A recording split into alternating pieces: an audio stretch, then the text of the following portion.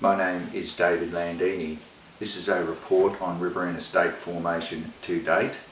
Of course, the ultimate objective of the Riverina State is to form the Riverina State, the New South Wales section separate from New South Wales, and the Victorian section, being the northern areas of the Victoria, particularly the irrigation areas, separate from Victoria. Before we can achieve that ultimate objective, there is only one formal requirement, and that is the consent of the Parliament of New South Wales for the New South Wales section and the consent of the Victorian Parliament for the Victorian section.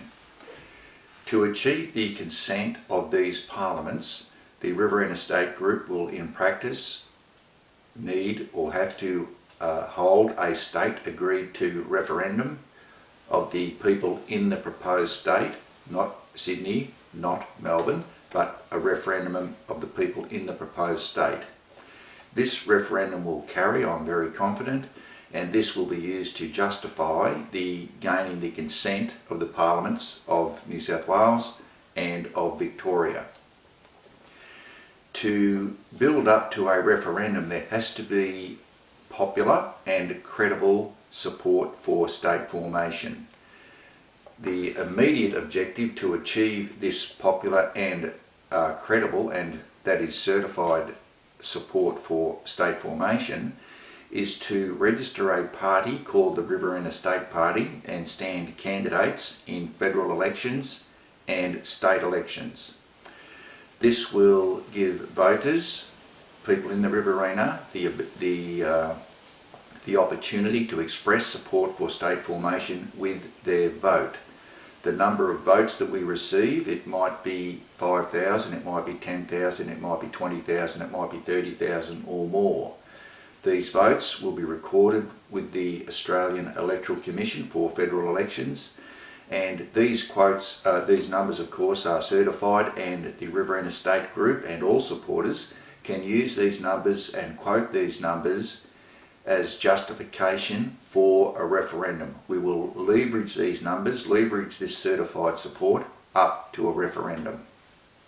So the immediate objective is to register a party called the Riverina State and stand candidates in state and federal elections. The federal election is the next election.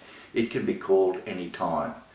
The Riverina State Group will, at this stage, stand candidates in 3 New South Wales electorates, being Farrer, which is where Warcool, Barham, Deniliquin and so forth, Riverina, which is centred on Wagga, and also Eden Monaro. There's a very large timber industry in Eden Monaro that has been shut down, and I'm confident there will be a lot of support for state formation there.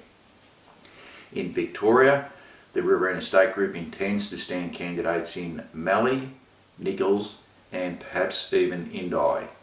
There are approximately 100,000 voters in each of those electorates, and of course on each voting ballot, when people go to vote, they will have the Liberal Party, the Labor Party and the Greens listed on that ballot, and there will also be another party, the Riverina State. So on 100,000 ballots in each of those electorates, the Riverina State will be printed on the ballot. People will see it. If they're not so familiar with the Riverina State, they will still see that name, and I'm sure a lot of people will vote their support for that. So potentially the Riverina State can be printed on 600,000 ballots. Now that of course is a massive escalation of getting the message out there from where we currently are. Now I will now just go on to progress to date and relating specifically to Riverina State Party registration. Now at the end of July this year there were 92 members of the Riverina State Group. In August there were another 44 members added, which is quite good. In September there were 160 new members added, which is very good. October there were 50 new members added.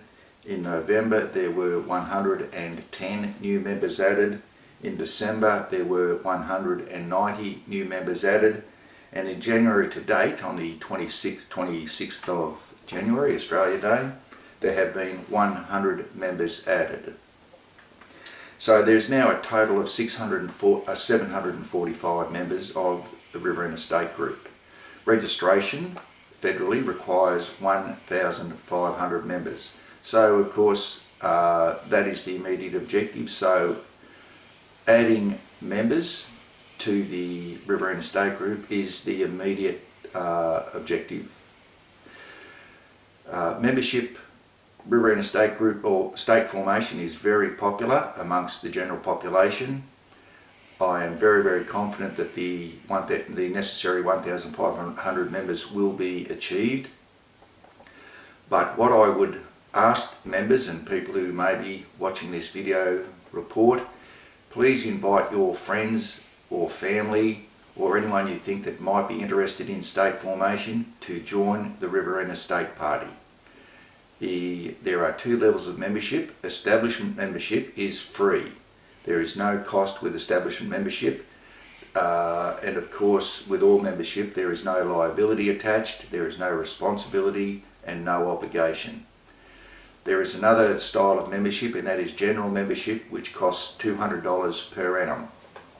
General membership provides for the financial reality that state formation does cost money. So to conclude and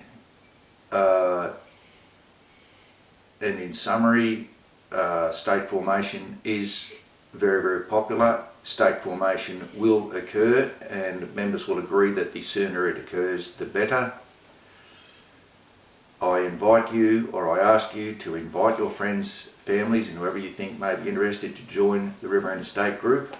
This will of course go towards party registration and, as I said before, escalate the issue by degrees that really can't be measured. They are that huge. So that ends this report, and I look forward to meeting and talking with Riverina State Group members and supporters in the near future.